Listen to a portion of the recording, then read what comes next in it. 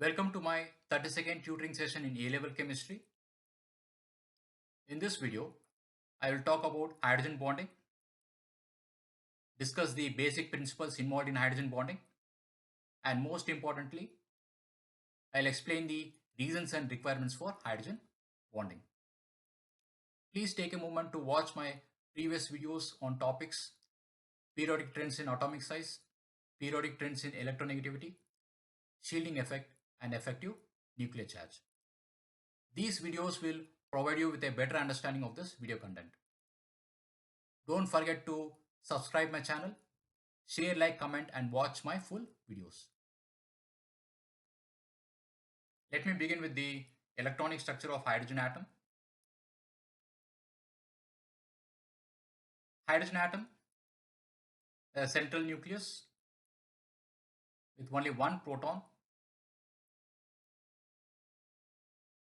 and an electron orbiting around the nucleus in its respective shell or energy level.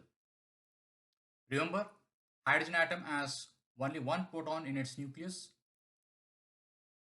It is the only element in the periodic table without a neutron and is the first element in the periodic table. So hydrogen atom contains only one electron in the first shell or the energy level, which is also the outermost valence shell. Now the hydrogen atom can accommodate up to 2 electrons in its outermost valence shell or the first shell, and it needs one more electron to fill this outermost shell and become more stable.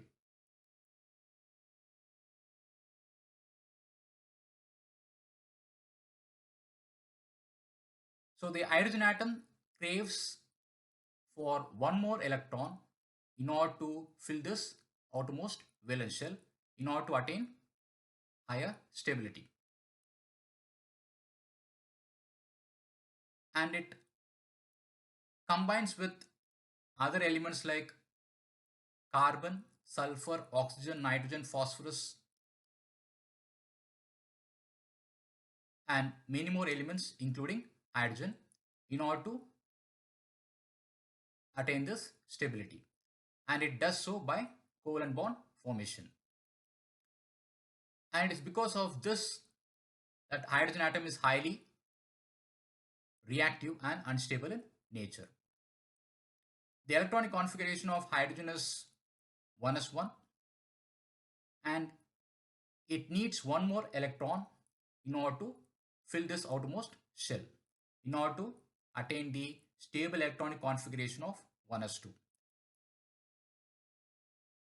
And as I already mentioned, it attains the stable electronic configuration of 1s2 by covalent bond formation with other atoms like hydrogen and fluorine.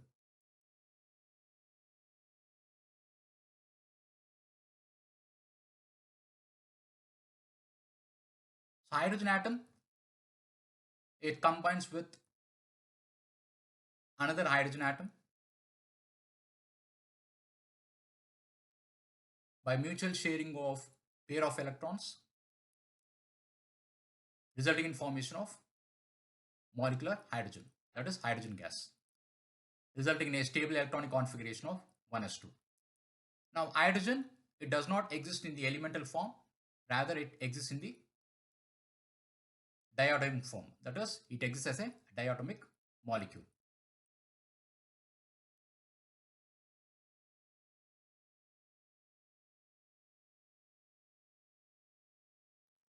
And let's see how the hydrogen atom forms a covalent bond with the fluorine atom.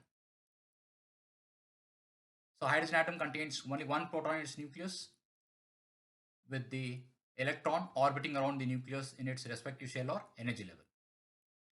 Now in the fluorine atom, a total of 9 protons are present in the nucleus of the fluorine atom, and therefore there should be a total of 9 electrons in the respective shells or energy levels of the fluorine atom in order to balance this charge. of 9 protons. Of the 9 electrons, 2 electrons are present in the first shell, while the remaining 7 electrons are present in the outermost second shell.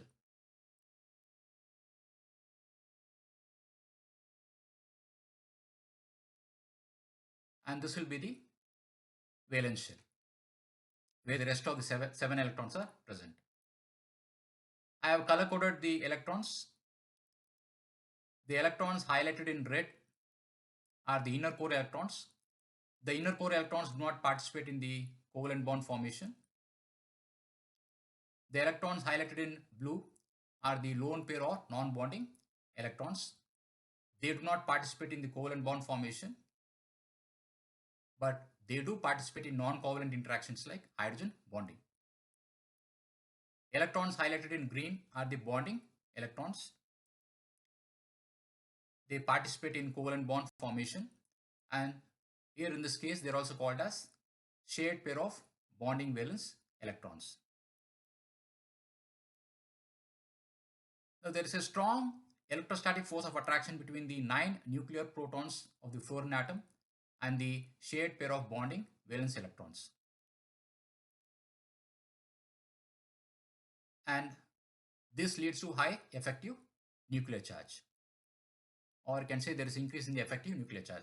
What is effective nuclear charge? Effective nuclear charge is the electrostatic force of attraction between the nuclear protons and the outermost valence electrons, or the shared pair of bonding valence electrons in this scenario. So as a result, the fluorine atom is highly electronegative in nature and tends to attract or pull the shared pair of bonding valence electrons towards itself, making the hydrogen atom electron deficient, and thereby the fluorine atom gains a partial negative charge, while the hydrogen atom is electron deficient and it bears a partial positive charge. And that is how the hydrogen atom forms a covalent bond with the fluorine atom, and thereby the end result is that fluorine atom attains the stable electronic configuration of 1s2, 2s2, 2p6, while the hydrogen atom gains a stable electronic configuration of 1s2.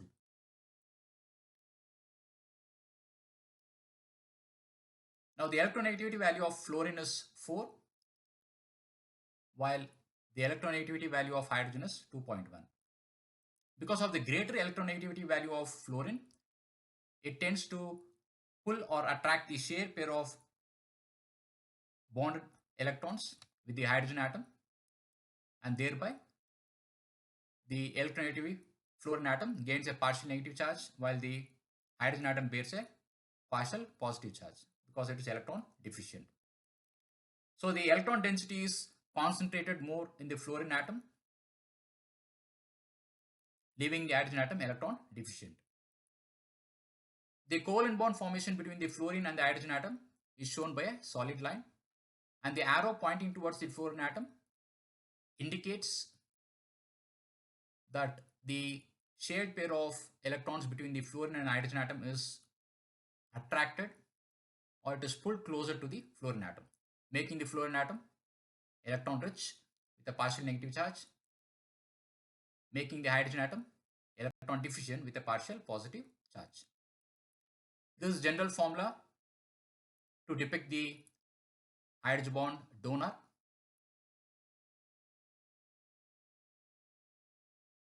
where letter D represents the hydrogen bond donor, and hydrogen bond donor, it could be electronegative atoms like fluorine, oxygen and nitrogen. And the electronegativity value of the donor atom should be greater than or equal to 3.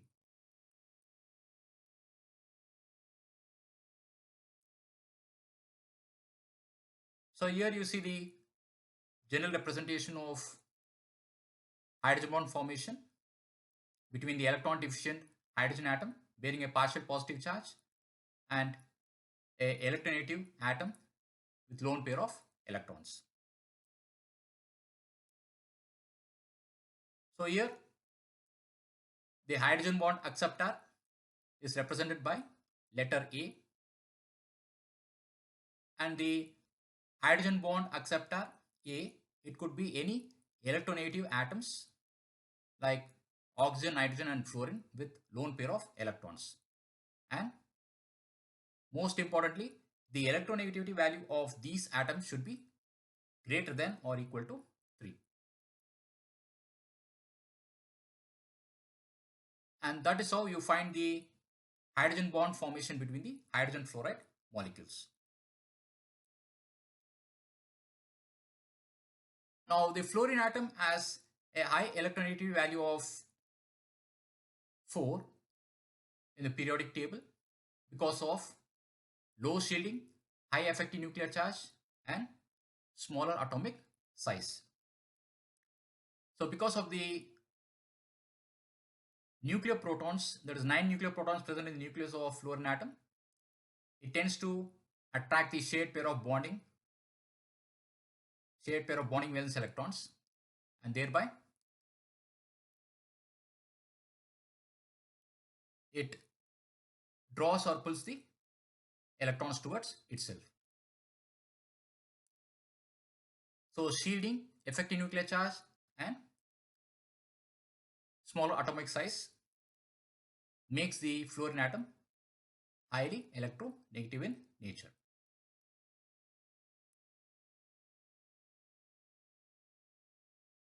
And these are the 3 factors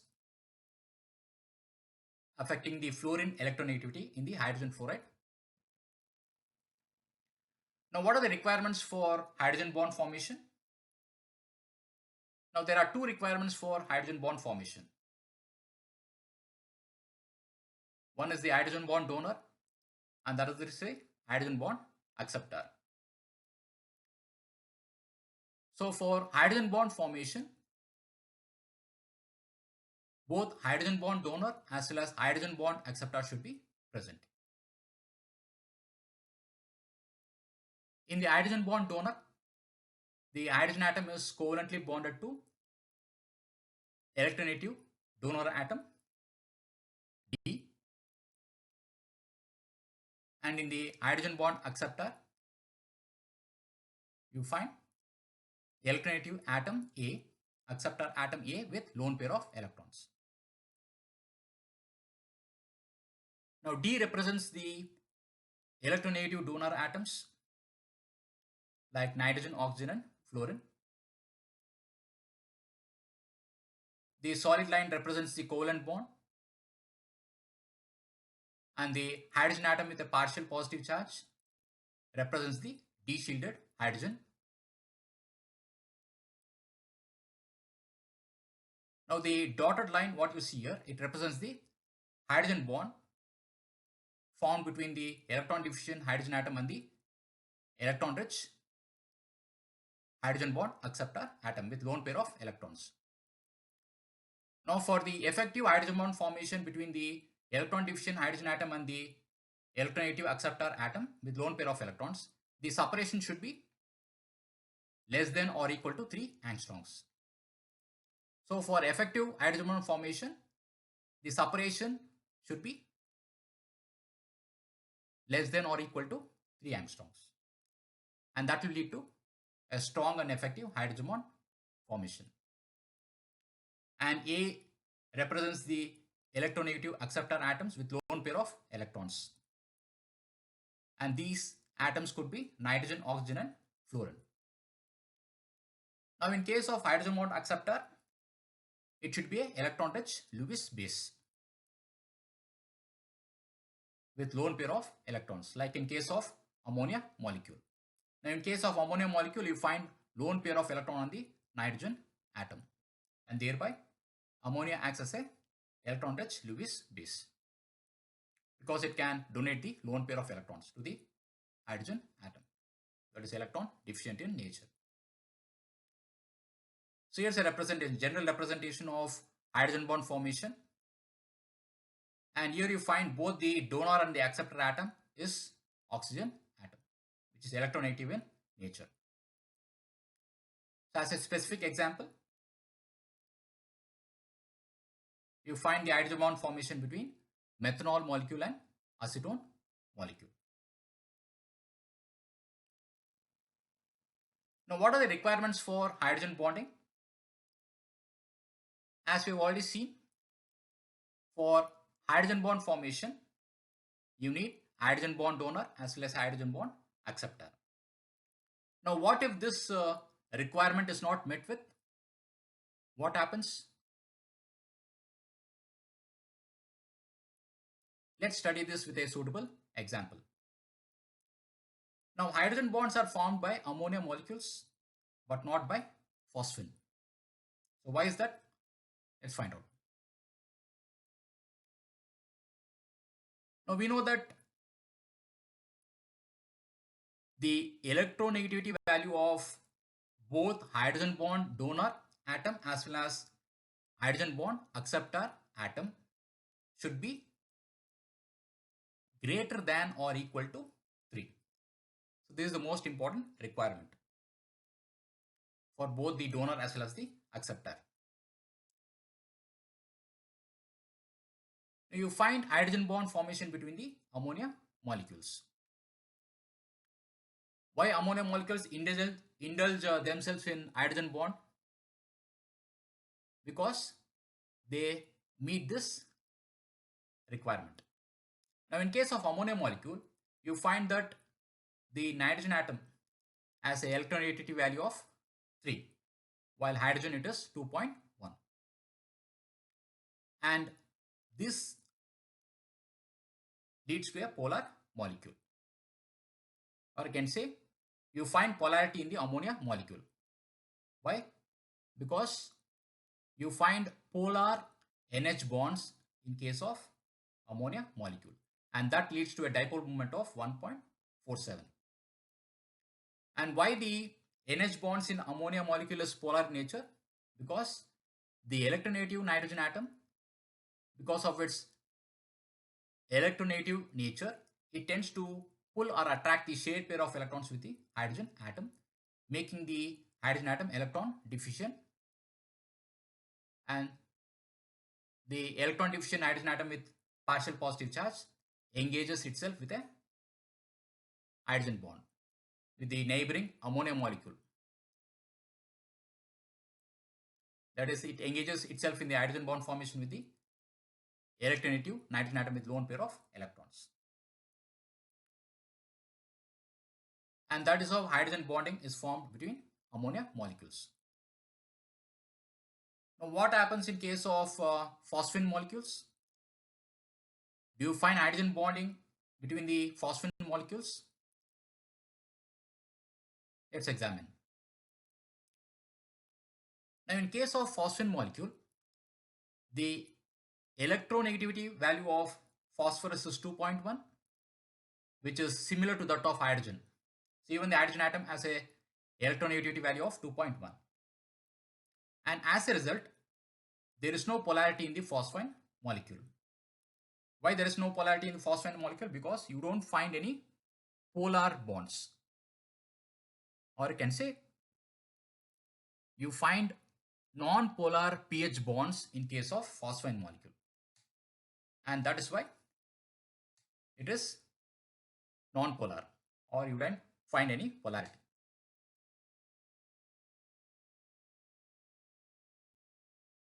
And therefore there is no hydrogen bond formation between the phosphine molecules. Even if there is a hydrogen bond formation, if there is a possibility, it will lead to a very weak hydrogen bond formation between the phosphine molecules. And that is why the dipole moment value is very low in case of phosphine. That is, its value is around 0.58. It is almost 3 times less as compared to that of ammonia molecule. So one should be familiar with the electronegativity values of some of the common elements that indulges itself in hydrogen bond formation. And you will find the electronegativity values of all the elements in the periodic table.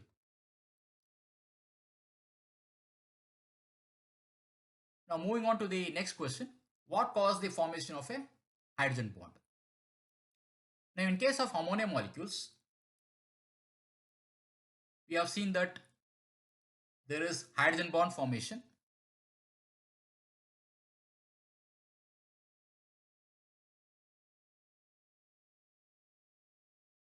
the hydrogen atom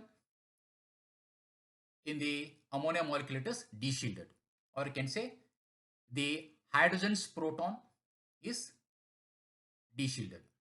Now, why the hydrogen's proton is de-shielded?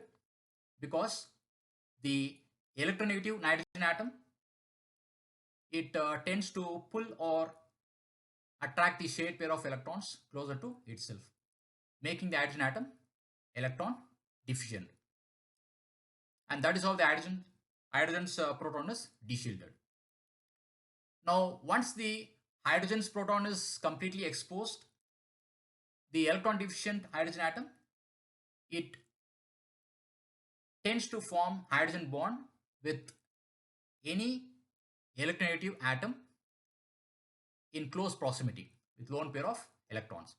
So any electronegative atom with lone pair of electrons whose electronegativity value is greater than or equal to 3, when it comes in close proximity, this hydrogen atom, it forms or engages itself in a hydrogen bond formation.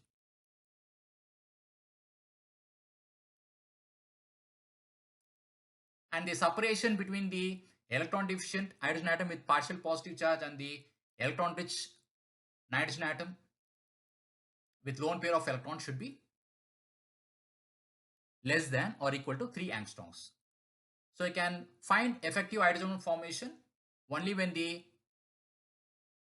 separation is less than or equal to 3 angstroms. So lesser the distance, effective will be the hydrogen bond formation. Now in case of phosphine molecule, we find that the electronegativity value of phosphorus is only 2.1, and therefore it fails to attract or pull the shared pair of electrons with the hydrogen atom closer to itself. And that results in shielding of hydrogen's proton. So in case of phosphine molecule, you find that hydrogen atom that is covalently bonded to phosphorus atom is shielded with electron, or you can say hydrogen's proton is shielded with what? With the electron. And that is why, as the phosphorus atom fails to attract or pull the shared pair of electron closer to itself,